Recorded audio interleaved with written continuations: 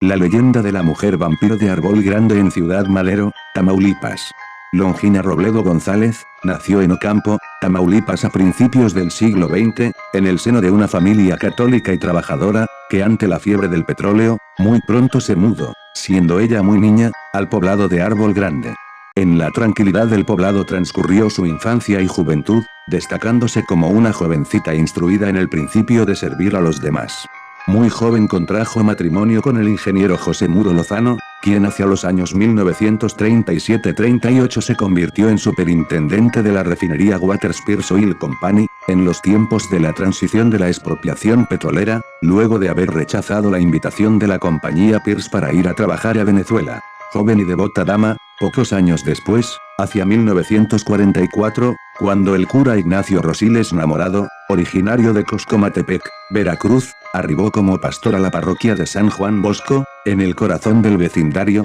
Longina se convirtió en una de las principales colaboradoras del nuevo sacerdote, interviniendo con otras damas en la realización del trabajo social y pastoral de la comunidad. Y su esposo, el ingeniero Muro Lozano, a solicitud de ella, gestionó apoyos ante la naciente paraestatal. De acuerdo al testimonio de su sobrino Francisco Javier Robledo Ayala, originario y avecindado en Árbol Grande, hasta el director de Petróleos Mexicanos, Antonio Bermúdez, de 1947 a 1952 y de 1952 a 1958, apuntado con muchos recursos el pastorado de Rosiles, por la intervención de Longina y su esposo. Una de las principales obras materiales realizadas por Rosiles fue la construcción del templo actual que cobija a la parroquia de San Juan Bosco, cuyo empeño requirió de mucho dinero, que se obtuvo mediante sorteos, colectas, bailes y kermeses y del peculio de personas generosas, como Longina y su esposo y la propia dirección de Petróleos Mexicanos con dinero público.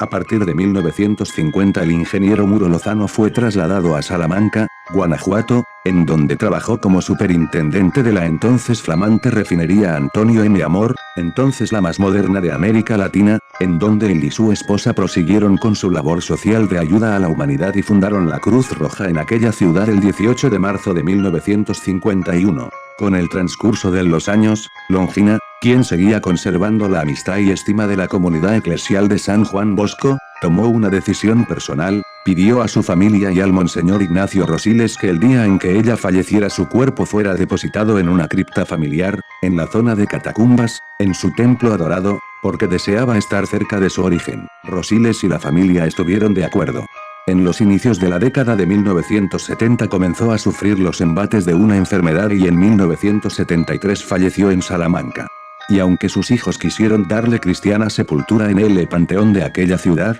el viudo, embargado por el dolor de la irremediable pérdida, no pensó lo mismo. Aquí brota la leyenda. Existe una primera versión, contada por el licenciado Benjamín Bernal Sánchez, quien relata que durante el verano de 1973 viajó a Salamanca, Guanajuato, a invitación de sus padrinos Roberto Zumaya y Delia Torrijano y que por aquellos días corría fuerte rumor en torno al ingeniero José Muro Lozano, quien al morir su esposa Longina Robledo decidió contratar los servicios profesionales de unos científicos rusos, a quienes encargó momificar el cuerpo de la mujer amada a quien, concluidos los trabajos, sentó como si estuviese viva, en la sala de su residencia. Pero un día los vecinos comenzaron a cuchichear porque el pelo y las uñas le siguieron creciendo y se hizo un gran chisme, que al crecer de manera rápida, llegó a oídos de las autoridades, que emplazaron al afamado profesionista a proceder a enterrarla en el panteón municipal. Solo que Muro Lozano decidió colocarla en la capilla del descanso, en donde la dejó, encargando a personal preparado para la vigilancia y mantenimiento de ese cuerpo. Aunque pelo y uñas seguían creciendo. Cuenta que un día, mientras el anciano encargado de limpiaba el lugar, sintió que una mano de esa mujer lo había tocado en los glúteos, gritando despavorido, "¡Está viva!" y cundió la alarma en la comunidad salamantina. Por aquellas fechas la orquesta de Damaso Pérez Prado amenizó un evento de la sección 24 del sindicato petrolero, terminando dicho jolgorio en una terrible balacera. Ante el alboroto formado en torno a Longina, el joven Benjamín preguntó a sus padrinos de qué se trataba todo eso. Y le contaron la historia. Así decidieron ir al panteón a enterarse, de lo que ocurría. Pero se toparon con que la necrópolis estaba resguardada por un pelotón de soldados que impidió el paso a los curiosos, ya que, según le dijeron más tarde, muchos vecinos pretendían prender fuego al panteón. Posteriormente se supo que el ingeniero Muro Lozano acudió con el sacerdote Ignacio Rosiles, a quien le pidió que buscara dónde colocar el cuerpo de su esposa Longina en San Juan Bosco, como había sido su última voluntad.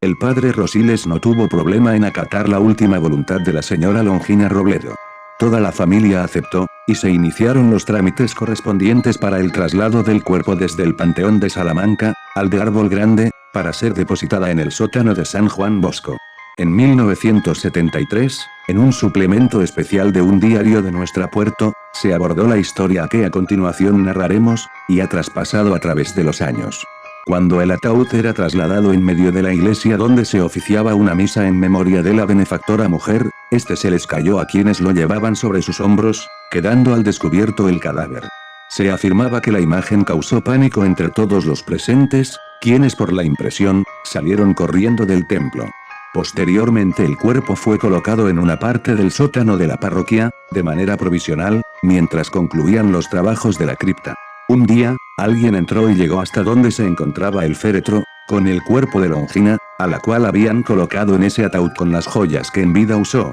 cosa que llamó la atención a alguien, quien rompió el vitral de la caja y extrajo la alhaja, dejando abierto el cajón. Alguien más observó el cuerpo, y comenzó a correr el rumor de que en el interior de la parroquia estaba una mujer vampiro, a la que diariamente era alimentada por el padre Rosiles, e incluso los chismes iban más allá, diciendo que la habían visto al mismo sacerdote cargando cubetas llenas de sangre para la mujer vampiro. Otra versión decía que un día, jugando los niños de la escuela primaria Lauro Aguirre, que se ubica junto a dicha parroquia, a la hora del recreo, jugando a la pelota, en medio del juego, esta se introdujo por una rejilla que daba al sótano del templo, por lo que los muchachos, al intentar recuperar la pelota, al asomarse, descubrieron la presencia de aquel cuerpo, desatando ahí el pánico infantil, contagiando desde los profesores, hasta los padres de familia de los estudiantes del plantel. El rumor ya era imparable y se propagó entre la población, tanto de Árbol Grande, como de toda la zona conurbada,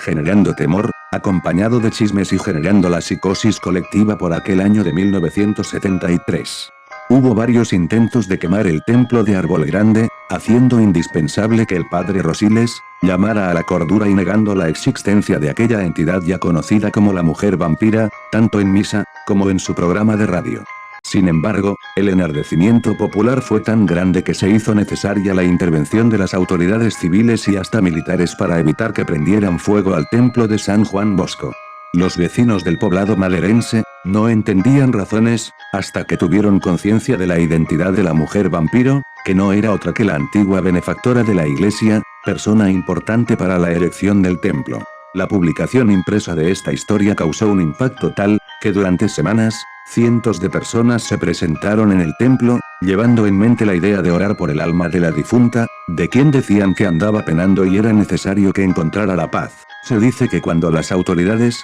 encabezadas por Eduardo Mata Blanco, jefe de la policía preventiva y de personal de la 8ª zona militar, no encontraron el cuerpo. Unos dicen que fue sacado por la noche y sepultado en el panteón de Árbol Grande, y otra versión es que el padre Rosiles lo escondió en la parte más oculta del sótano del lugar, y otra más, que sus familiares lo robaron. Fueron días de mucha inquietud social y religiosa en Árbol Grande, porque acudieron infinidad de personas tanto de nuestra zona, como de otros municipios, haciendo verdaderos tumultos, aquel año de 1973.